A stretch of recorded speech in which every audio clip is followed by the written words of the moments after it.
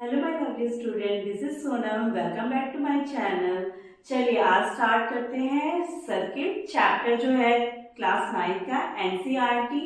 और हम इसमें बात कर लेते हैं पार्ट 2 के बारे में। पार्ट 2 के बारे में देख लेते हैं। जो अभी तक हमने हमारा टॉपिक चल रहा था, उसके बाद आता है नेक्स्ट टॉपिक जो पॉइंट ऑफ कॉन्टेक्ट के बाद आता है, वो आता है इंटीरियर ऑफ अ सर्किट। यानी चलिए हमारा नेक्स्ट टॉपिक हो जाएगा क्या, interior of a circle. Interior of a circle क्या होता है? इंटीरियर ऑफ सर्किल मीन्स कि सर्किल की बाउंड्री और सर्किल के अंदर अगर कोई पॉइंट इंडिकेट होता है तो उसको हम बोलते हैं interior of a circle. Let me show you. देखिए ये एक सेंटर है, ठीक है। सेंटर की हेल्प से आपने क्या किया, एक सर्किल बनाया, ठीक है। अब आप क्या करेंगे, यहाँ पे इसके अंदर सपोज करिए पॉइंट ओ है, point P, point Q and point R. तो आप यहाँ पे देख रहे हैं क्या कि ऐसा सर्किल जिसकी आउटर बाउंड्री यानी सर्कमफ्रेंस पर और उसके सर्किल के अंदर यानी इंटीरियर अंदर यानी सर्किल के अंदर अगर कोई पॉइंट इंडिकेट होता है तो उसको हम बोलते हैं इंटीरियर ऑफ अ सर्किल। चलिए तो आप डेफिनेशन से देख लेते हैं। यहाँ पे डेफिनेशन देख लीजिए, ठीक है, आप नोट डाउन कर लीजिएगा। नेक्स्ट टॉपिक चलते हैं, ये हो गया हमारा interior of a circle. Next चलते हैं एक्सटीरियर ऑफ सर्किल। सेकंड हो जाएगा हमारा क्या, एक्सटीरियर ऑफ अ सर्किल। चलिए सिमिलरली जैसे इंटीरियर ऑफ सर्किल होता है उसी तरह से एक्सटीरियर ऑफ सर्किल इसलिए क्योंकि जो पॉइंट्स अंदर इंडिकेट होते हैं एक सर्किल के अंदर या उसकी बाउंड्री पे जितने भी पॉइंट्स बनते हैं उसको हम बोलते हैं इंटीरियर ऑफ सर्कल। और यहाँ पे हम बात करें एक्सटीरियर की, एक्सटीरियर वो पॉइंट जो सर्किल के बाहर इंडिकेट होते हैं। लाइक मैं आपको फिगर बना के बता रही हूँ। देखिए ये हो गया हमारा सर्किल, सर्किल के बाहर यानी आउटसाइड में पी क्यू आर। अब ये सारे पॉइंट हमारे क्या हो जाएंगे, एक्सटीरियर ऑफ अ सर्किल यानी सर्किल के बाउंड्री पे या सर्किल के अंदर नहीं, सर्किल से बाहर जब पॉइंट्स इंडिकेट होते हैं तो उसको बोलते हैं एक्सटीरियर ऑफ अ सर्किल। यहाँ पे आप डेफिनेशन देख लीजिए, डेफिनेशन नोट डाउन करते जाइएगा।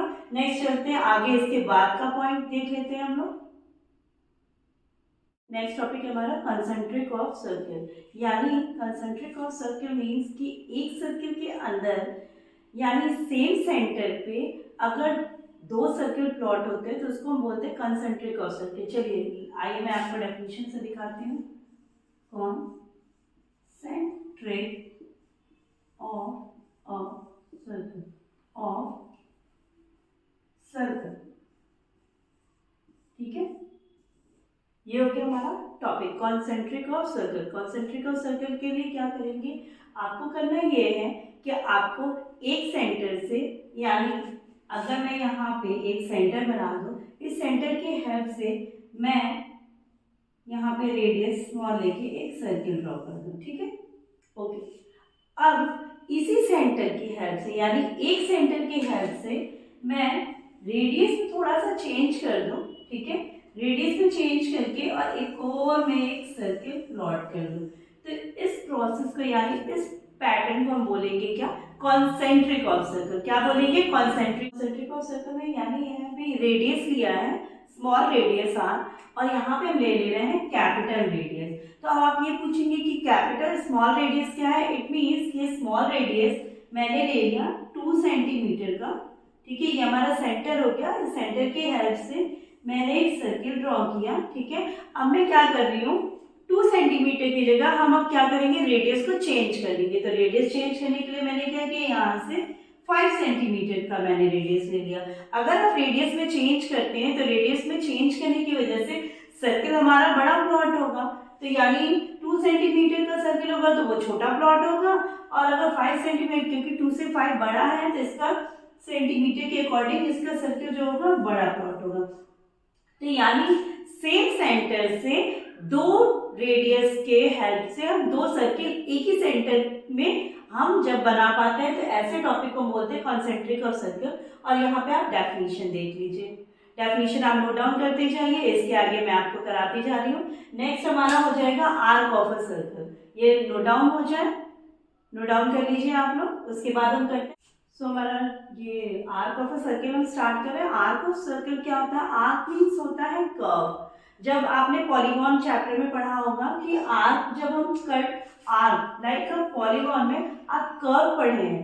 कर्व को क्या कहते हैं कि ऐसी एक सर्किल में जब आप देखते हैं किसी भी पॉइंट को, ये मैंने एक सर्किल बना लिया, इस सर्किल की हेल्प से कोई भी एक पॉइंट आप ले लीजिए, यहाँ पे ए और यहाँ पे पॉइंट ले लीजिए बी। तो अब आप देख पा रहे होंगे जो ये पॉइंट मैंने लिया है, यहाँ पे आप देख सकते हैं कर्व की शेप का यहाँ पे बनेगा।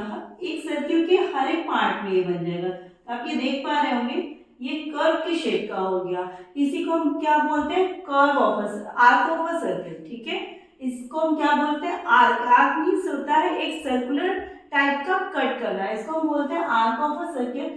अब ये जरूरी नहीं है कि एक सर्किल में केवल यही शेप कट की जाती हो। आपको मैं यहाँ से एक और दिखाना चाहूंगी। यहाँ पे देखिए, यहाँ पे एक हमने ले लिया सी, यहाँ पे ले लिया डी। तो अगर आप इसको भी यहाँ पे अगर ऐसे शेड कर दे तो देखिए आपका इस साइड में यहाँ पे आर्क दिखाई देगा, शो हो रहा है। चलिए, तो ये हो गया आर्क ऑफ अ सर्किल। आप डेफिनेशन नोट डाउन कर लीजिए। ठीक है, डेफिनेशन आप नोट डाउन कर लीजिए। चलिए नेक्स्ट चलते हैं। नेक्स्ट हमारा हो जाएगा डिग्री ऑफ अ सर्किल, यानी डिग्री मेजर। कैसे आर्क की हेल्प से किसी सेंटर पे हम एंगल कैसे मेजर करते हैं उसको हम देख लेते हैं। चलिए नेक्स्ट टॉपिक लिख लीजिए, डिग्री मेजर ऑफ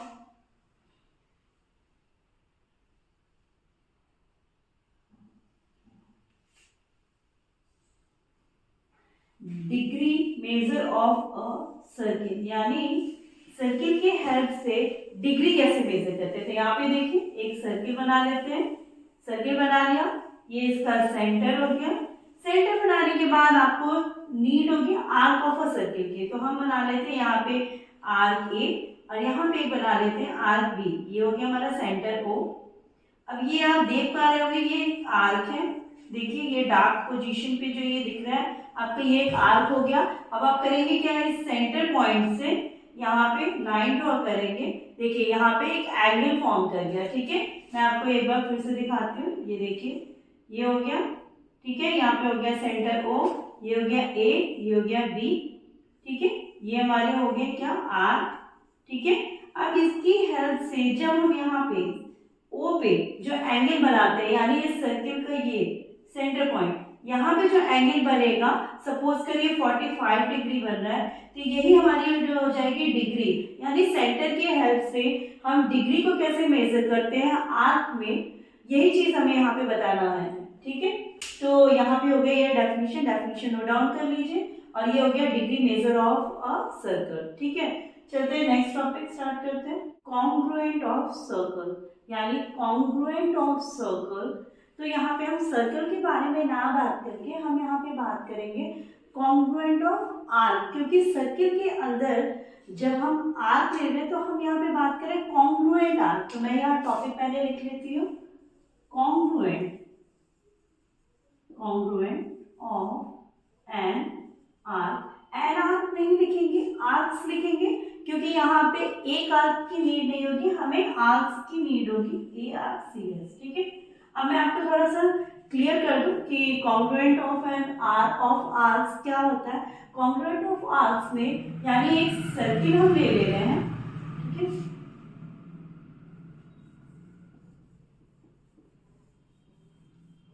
मैं यहाँ पे कॉन्ग्रुएंट ऑफ आर्क्स के बारे में बात कर रही हूँ। यहाँ पे हम क्या करेंगे, यहाँ पे एक सर्किल ले लेते हैं। ठीक है, सर्किल लेने के बाद हम यहाँ पे क्या करेंगे, देखिए यहाँ पे वर्ड लिखा हुआ है ना आर्क्स।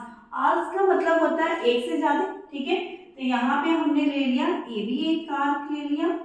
ठीक है, तो आर्क कैसे पता चलेगा, यहाँ पे ऐसे हम जब ये डार्क लाइन शो कर दे रहे हैं इस सर्किल पे, तो ये हमें पता चल गया कि ए बी एक आर्क है।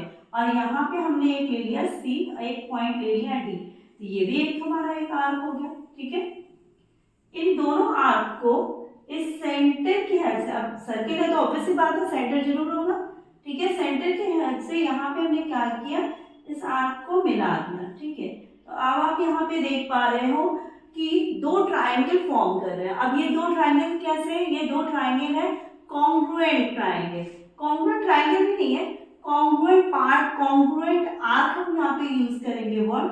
देखिए ये वाला एंगल इस एंगल के इक्वल हो जाएगा, तो यहाँ से हम यहाँ पे देख पा रहे हैं कि दो आर्क की हेल्प से हम कॉन्ग्रुएंसी को शो कर पा रहे हैं।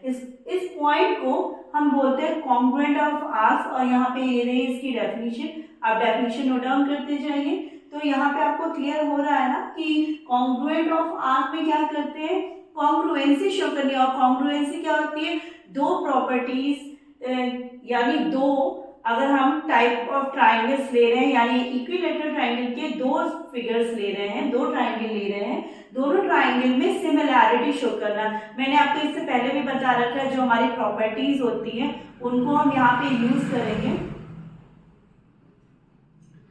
मैंने आपको बता रखा है, इसके पहले भी प्रॉपर्टीज आपको बता रखी है कि इसके पहले जो था उसको हम यूज करेंगे, और यहाँ पे बाय सिमिलैरिटी हम कॉन्ग्रुएंसी को प्रूव करेंगे। तो कॉन्ग्रुएंसी क्या होता है, सिमिलैरिटी। कॉन्ग्रुएंसी का अनदर मीनिंग होता है सिमिलर, यानी यहाँ पे ये वाला आर्क इस आर्क के इक्वल है, ये एंगल इस एंगल के इक्वल है, ये वाली साइड इस साइड के इक्वल है, और ये इस साइड के इक्वल है। तो यहाँ पे हम बोल सकते हैं कि ये कॉन्ग्रुएंट ऑफ आर्क्स हो जाएगा। ठीक है, चलिए नेक्स्ट चलते हैं, हमारा नेक्स्ट टॉपिक हो जाएगा सेमी सर्किल।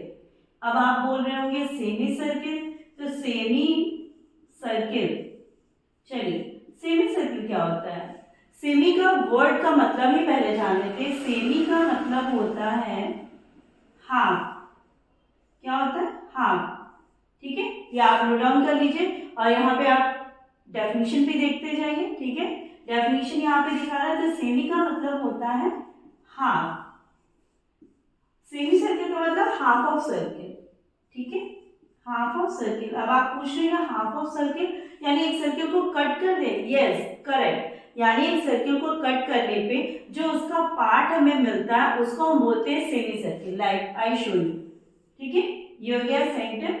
ठीक है, अब आप बोलेंगे इससे क्या करना है, तो यहाँ पे ये हो गया, तो आप बोलेंगे ये तो हो गया डायमीटर, ये कोई सेमी सर्किल तो है नहीं। तो सेमी सर्किल के लिए हम क्या करेंगे, आपने यहाँ पे देखा होगा कि जब आपने कट किया होगा तो इस तरह की शेप मिली होगी, और एक ये अपर वाला पार्ट कट किया हुआ तो इस तरह की शेप मिली होगी। करेक्ट, तो यानी ये जो शेप आपको दिख रही है ये पूरी आधी आधी यानी पूरी हाफ आपकी क्या हो जाएगी, सेमी सर्किल हो जाएगी। ये आपने डेफिनेशन देखी ना कि सेमी सर्किल का मतलब होता है हाफ ऑफ सर्किल, यानी सर्किल को 20 से डिवाइड करने पे, या आप ले सकते हैं कैनवस की बॉल, कोई भी रैंडम फुटबॉल, कोई भी रैंडम बॉल जो आपको सर्कुलर शेप की दिखाई देती है। मैं स्क्वायर की बात नहीं कर रही, यहाँ पे सिंपल एक सर्किल की बात कर रही हूँ। तो सर्किल में बस इतना ही मैं बोलूंगी कि सर्किल को जब हम हाफ ऑफ कट कर देते हैं तो जो हमें दो पार्ट्स मिलते हैं, अपर एंड लोअर। ठीक है, दो पार्ट्स जब डिवाइड हो रहे हैं तो उस पूरे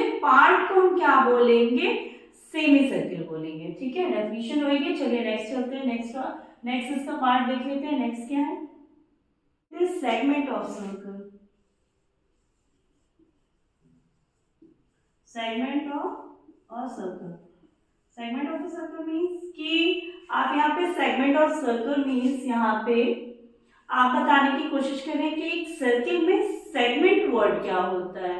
तो देखते हैं यहाँ पे, पहले हम क्या करेंगे, एक सर्किल बनाएंगे। ठीक है, सेमी सर्किल का ही ये पार्ट है। सेंटर की हेल्प से हमने क्या किया, हाफ बना लिया। ठीक है, अब सेगमेंट वर्ड ये हुआ कि आपने बना दिया क्या, आपने ये किया कि सेगमेंट को, अब आप यहाँ पे बोलेंगे ये तो सेमी सर्किल है। यस करेक्ट, लेकिन इसी सेमी सर्किल को मैं थोड़ा सा यहाँ पे करेक्ट करूंगी आपको, ये इसीलिए मैंने आपको बताने की कोशिश की है ये, और ये हो गया आपका सेंटर, यानी सेंटर के नीचे से यहाँ पे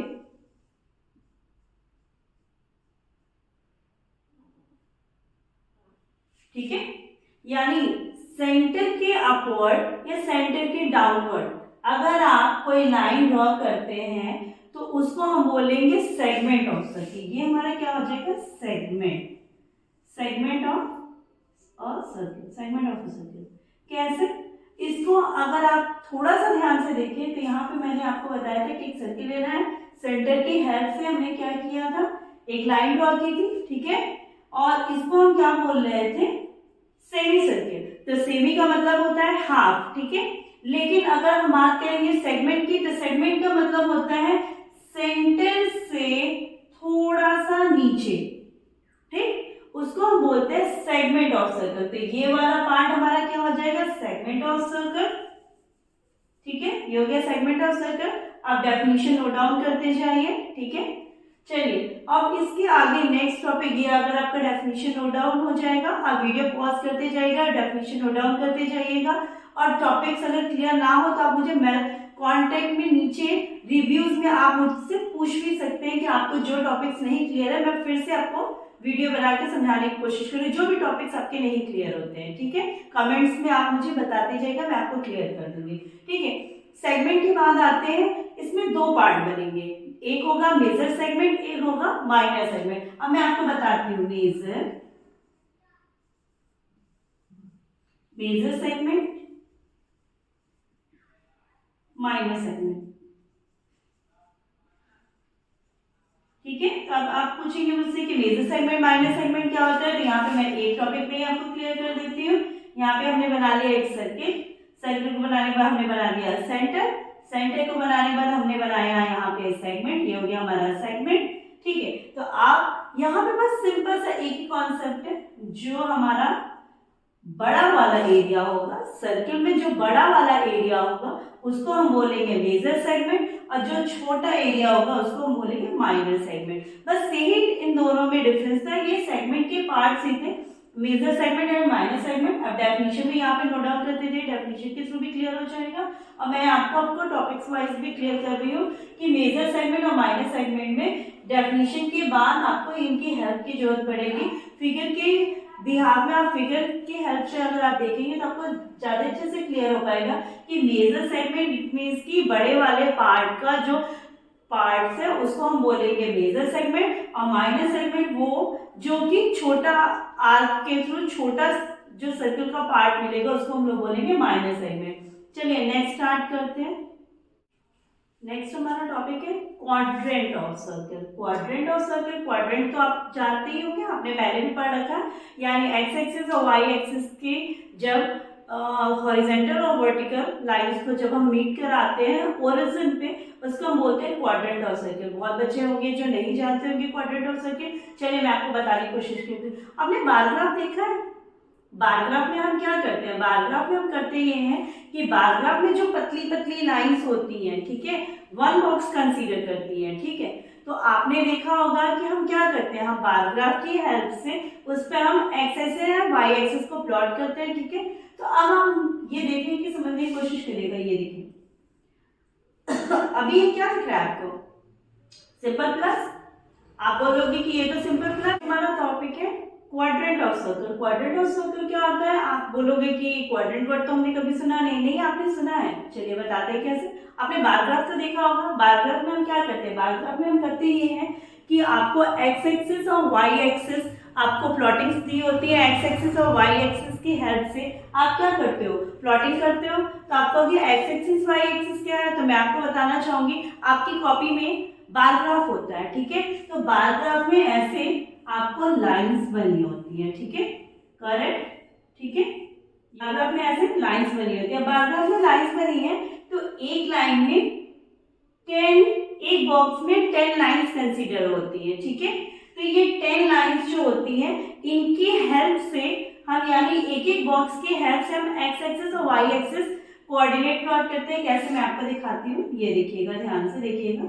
जैसे सपोज करिए ये आपकी लाइन है, ये आपके बॉक्सेस में क्या देख रहे हो, यहाँ पे आप देख रहे हो कि बार ग्राफ की हेल्प से हम क्या कर रहे हैं, यहाँ पे एक्स एक्सिस प्लॉट कर रहे हैं, ठीक है। चलिए तो आप देखिए यहाँ पे क्या करने की कोशिश कर रहे हैं। तो सबसे पहले हम क्या करेंगे, यहाँ पे एक्स एक्सिस और वाई एक्सिस की हेल्प से हम यहाँ पे लाइंस ड्रॉ करते हैं। लाइंस ड्रॉ करने के बाद हम क्या करेंगे, यहाँ पे बनाएंगे, ये देखिए आपको जो ये प्लस वाली लाइन, ये जो डार्क वाली लाइन दिख रही है, ये ध्यान से देखिएगा, ठीक। इसको हम बोलते हैं एक्स एक्सिस, इसको हम बोलते हैं एक्स डैश एक्सिस, इसको हम बोलते हैं वाई एक्सिस, इसको बोलते हैं वाई डैश एक्सिस। क्या ये क्लियर हो रहा है, ठीक है। तो अब आप बोलोगे कि ये y एक्सिस है, x एक्सिस, हमें काम क्या आएगा? चलिए दिखाते हैं हम आपको क्या काम आएगा।